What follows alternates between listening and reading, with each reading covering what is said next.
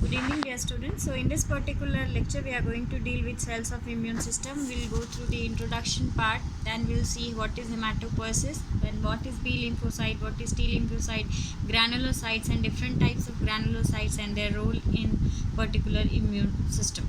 Now coming to hematopoiesis. So as you know, you would have come across the term stem cell. Stem cells are nothing. Stem cells are the common cells which are going to give rise to different type of cells. Now in that stem cells we are going to see hematopoietic stem cell. So this is hematopoietic stem cell. Now property of stem cells are they are multipotent. I have used a term multipotent. Multipotent means such type of cells which has the capacity to divide into different types of cells. So this multipotent hematopoietic stem cell, they are going to divide into two types of population. One is called myeloid progenitor cell and another one is called lymphoid progenitor cell.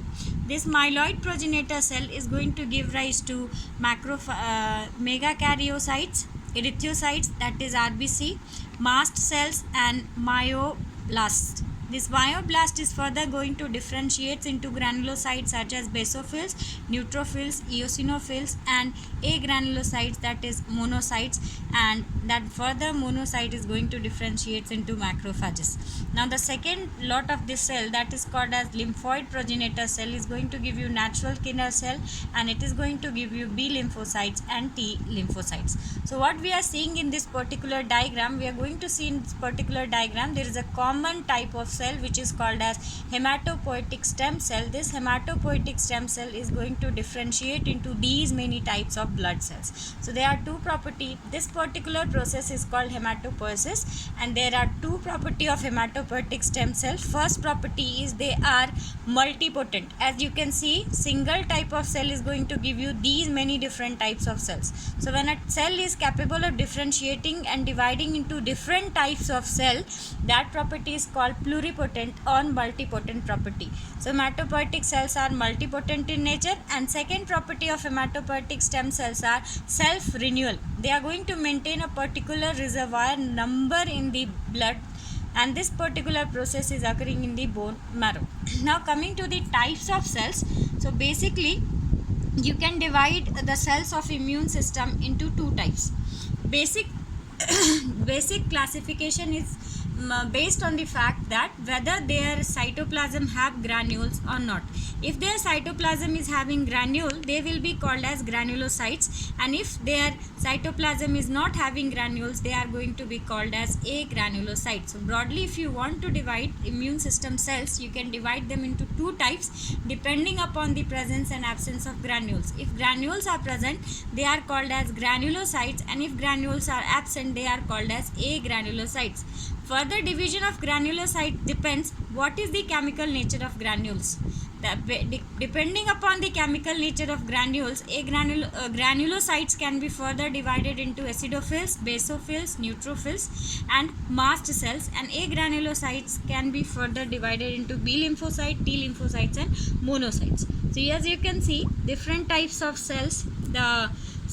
These cells are covering the granulocytes as well as agranulocytes. You can see the cytoplasm of this particular cell, which is monocytes and lymphocyte, their cytoplasm is not having any granules, so they are agranulocytes. And on the other hand, these cells, their cytoplasm are having granules, which is shown by different colors because they are, some are acidic, some are basic, some are neutral. So depending upon the fact, they takes up different stain.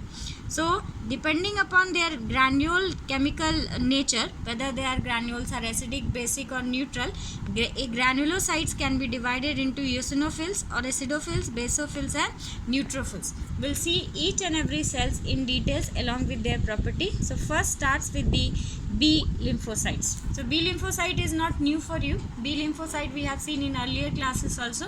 So in B lymphocyte, what does this B stands for? B stands for its site of maturation.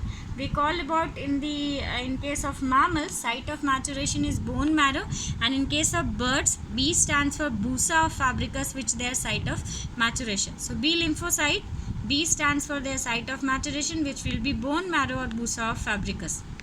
Now, when any kind of antigen is coming, that antigen is going to activate B cells into plasma cells or antibody secreting cells, and their lifespan of antibody secreting cell or plasma cell is 1 to 2 weeks. We have already seen how B cells are differentiating and activating in humoral immune system or humoral immunity classes. Now, B lymphocyte maturation occurs in bone marrow, and genesis of B lymphocyte, that is generation of B lymphocyte, is independent of antigen. Means for generation of B lymphocyte in bone marrow you don't need to have antigen, but for activation of B lymphocyte you need antigen. Next, this is the structure of B lymphocyte. As you can see, on the surface of B lymphocyte you have antibody. These are membrane bound antibody, and they are called B cell receptor. These B cell receptors are nothing. These B cell receptor are actually monomeric form of immunoglobulin M. So these B cell receptor are membrane bound, and they are membrane bound antibody, so they recognize as antigen directly without processing and presentation, and that antigens are called soluble antigen. And once antigen is recognized, this B lymphocyte is going to be activated into plasma cells and mammary cells, what we have discussed earlier in humoral immunity. Now coming to other type of lymphocyte, that lymphocyte is called T lymphocyte. This is also not new. T lymphocyte, T stands for thymus. Thymus is its site of maturation, and T cell also has receptor which is called T cell receptor. Like B cell receptor, T cell receptor is also membrane bound, but T cell receptor is not an antibody. As T cell receptor is not an antibody, it cannot recognize antigen directly. T cell can recognize antigen only in one condition: once antigen is completely processed and presented in the cleft of MHC. We have seen how T lymphocyte is going to recognize antigen when we have seen cell mediated immune response. So this is the T helper cell. As you can see, T helper cell has membrane bound receptor which is called TCR. TCR stands for T cell receptor, and apart from that they have another membrane bound structure that is called CD4. Now this is the structure of B lymphocyte. You can see the difference. They also have membrane bound antibody, but in case of T cell receptor, this is membrane bound, but T cell receptor is not an antibody, so it will not recognize the antigen directly unless and until antigen is processed and presented in the cleft of MHC. This is TC cells. TC cell also have TC stands for T cytotoxic cell, and TC cell also have receptor that is membrane bound but not an antibody, so it cannot recognize antigen directly unless and until it is processed. Now let us compare the B lymphocyte and T lymphocyte. So first property, in case of antigen receptor on the surface, it is present in both. Next, antigen receptor recognize only processed antigen. In case of T lymphocyte, you need processing.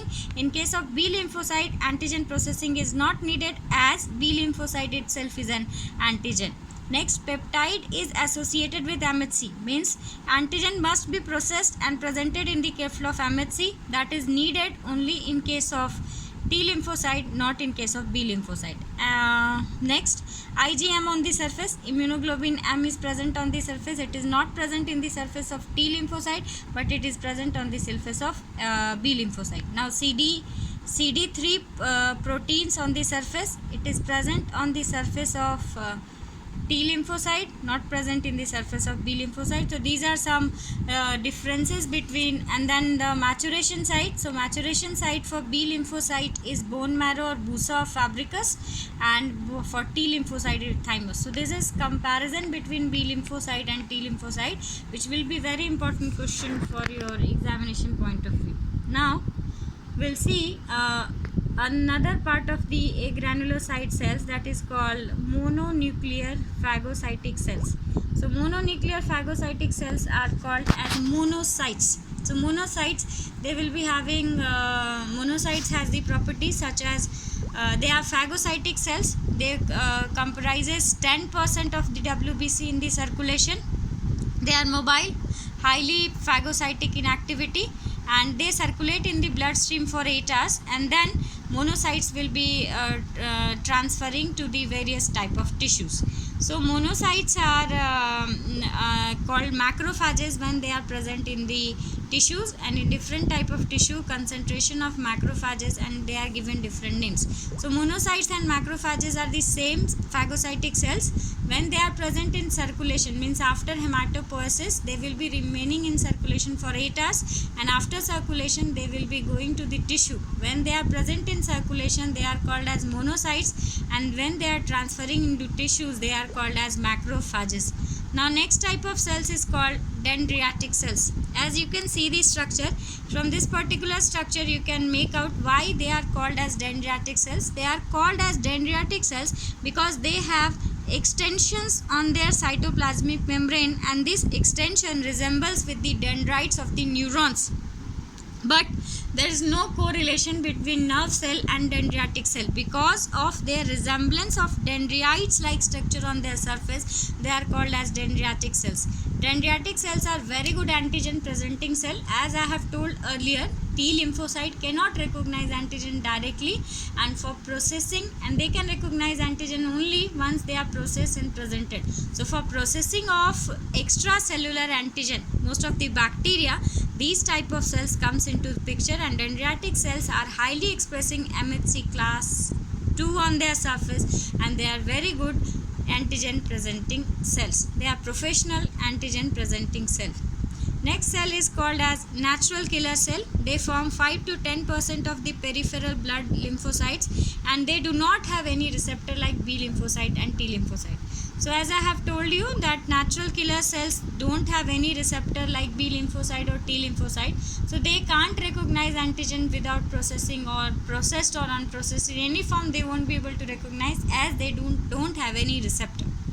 So they recognize antigen by a process called as antibody dependent cell mediated cytotoxicity, which is called as ADCC. We'll try to understand what is the mechanism of ADCC by this particular diagram. So as you can see, this is a target cell.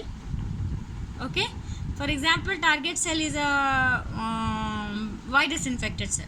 So as you know, virus infected cell will be expressing so many viral antigen on their surface. This red color is showing the viral antigen. Now what happens, once that viral antigen will be expressed on the surface, that viral antigen is going to form. With this viral antigen, antibody will be binding. You can see that green color structure is antigen. So let us understand. This target cell is nothing. Target cell is a virus infected cell. So virus infected cell is going to express some unusual protein on their surface, which is not going to express by other cell. These unusual proteins are antibodies, viral antigen. Now with this viral antigen, these antibody will be binding. Once antigen antibody complex will be forming on the surface of the lymphocyte, natural killer cell, there is a receptor. That receptor is called FC receptor for antibody. So antibody has two fragments. This fragment is called as FAB fragment, with which antigen binds. Another fragment is called as FC fragment. So with FC fragment, this receptor bind, and after binding of FC fragment with the receptor, these natural killer cells are going to kill the target cell. So killing of target cell is dependent upon antibody. That's why this phenomenon is called as antibody dependent cell mediated cytotoxicity. Once antigen antibody complex is formed, FC receptor of this antigen antibody complex is going to bind to FCR, FC receptor of the natural killer cell, which promotes natural killer cell to kill the cytoplasm of the target cell, which is called as antibody dependent cell cytotoxicity. So this finishes granulocytes. In the next session we are going to see agranulocytes and their properties and how they play vital role in immune response. Thank you.